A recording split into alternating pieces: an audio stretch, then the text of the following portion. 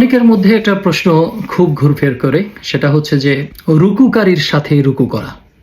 এই রুকুকারীর সাথে রুকু করা বিষয়টা আমরা বুঝে উঠতে পারি না। আমরা মনে করি যে এই যে মসজিদে আমরা যে এই একসাথে জামাতে দাঁড়ায় নামাজ পড়ি, এটাই বোধহয় রুকুকারীর সাথে রুকু করা। এই যে অর্ধ উপর হওয়াটা হচ্ছে রুকু করা আমরা বুঝি, দৈহিক রুকু। সেই রুকু যাদের সাথে করছি সেটাই আমরা বুঝি যে রুকুকারীর সাথে রুকু করা। আসলে কি তাই? আপনি একবার চিন্তা করে দেখুন তো, আপনি মসজিদে যে জামাতে দাঁড়ালেন নামাজে, এইখানে আপনি রুকু করছেন কার সাথে? আপনার ডান পাশে যে দাঁড়িয়ে আছে সে হয়তো একটু আগে ভেজাল মিশে আসছে এবং নামাজে দাঁড়ায় দাঁড়ায় চিন্তা করছে যে আর কিভাবে ভেজাল মিশালে ধরা পড়া যাবে না, আর কিভাবে ভেজাল মিশালে লাভটা বেশি হবে। আপনার বাম পাশে যে দাঁড়িয়ে আছে সে হয়তো একটু আগে ওজনে কম দিয়ে আসছে। তার পাশে যে দাঁড়িয়ে আছে সে হয়তো আরেকজনের সম্পদ দখল করে আছে।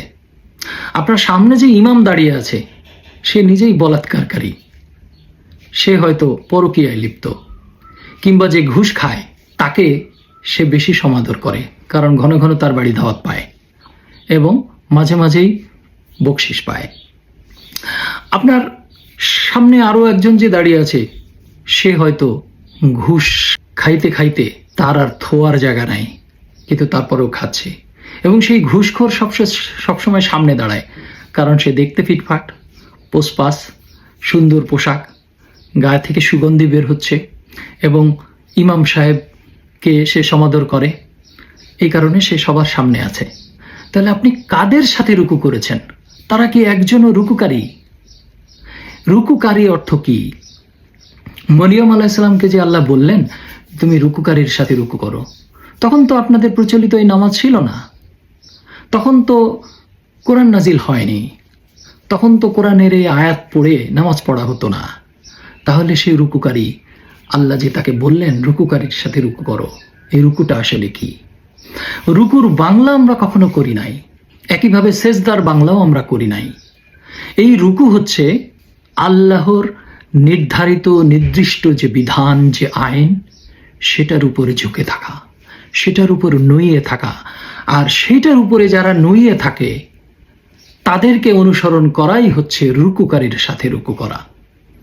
আরো সহজভাবে যদি বলি, আপনার যারা ইমাম অর্থাৎ প্রকৃত নেতা, গুরু, শিক্ষক, যারা সত্য কথা বলেন, সৎ পথে চলেন, অন্যকে সদ উপদেশ দেন, অন্যের সাথে সদাচরণ করেন এবং আল্লাহর দেওয়া বিধানগুলো মেনে চলেন, অর্থাৎ তারা সত্য কথা বলেন, ওজনে সঠিক দেন, ভেজাল মিশান না, কারোর বিরুদ্ধে ষড়যন্ত্র করেন না, কারোর বিরুদ্ধে উচ্চবাচ্য করেন না, কাউকে গালি দেন না, কাউকে কটাক্ষ করেন না, কারোর সম্পদ দখল করেন না, কারোর ঘর বাড়িতে আগুন দেন না, উপরন্তু তারা সদুপদেশ দেন।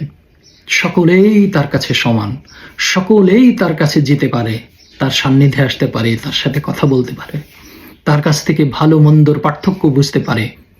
এইরকম ব্যক্তিরাই হচ্ছে আল্লাহর পথে আছেন, আল্লাহর রাস্তায় আছেন এবং সেই ব্যক্তিরাই হচ্ছে এই অলি, আউলিয়া, পীর, গুরু, মুর্শিদ, দয়াল, যাই বলেন, যে নামেই ডাকেন, আপনার শিক্ষক।